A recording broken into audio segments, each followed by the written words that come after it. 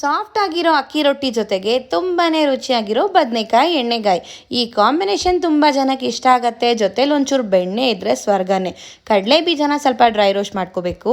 ಧನಿಯಾ, ಜೀರಿಗೆ, ಕಪ್ಪೆಳ್ಳು 1-2 ಸ್ಪೂನು, ಕಪ್ಪೆಳ್ಳು ಇಲ್ಲಾಂದರೆ ಬಿಳಿ ಎಳ್ಳು ಕೂಡ ಹಾಕ್ಕೋಬೋದು. ಬ್ಯಾಡಗೆ ಮೆಣಸಿನ್ಕಾಯಿನ ಹಾಕಿ ಚೆನ್ನಾಗಿ ಹುರಿದು ತಣ್ಣಗಾದ್ಮೇಲೆ ಜಾರಿಗೆ ಹಾಕಿ ಕಾಯಿ, ಈರುಳ್ಳಿ, ಶುಂಠಿ, ಬೆಳ್ಳುಳ್ಳಿ, ಚಕ್ಕೆ, ಲವಂಗ, ಹುಣಸೆಹಣ್ಣು, ಟೊಮ್ಯಾಟೊ, ಅರಿಶಿನ ಪುಡಿ, ಖಾರದ ಪುಡಿ, ಕೊತ್ತಂಬರಿ ಸೊಪ್ಪು, ರುಚಿಗೆ ತಕ್ಕಷ್ಟು ಉಪ್ಪನ್ನ ಹಾಕಿ ರುಬ್ಕೋಬೇಕು.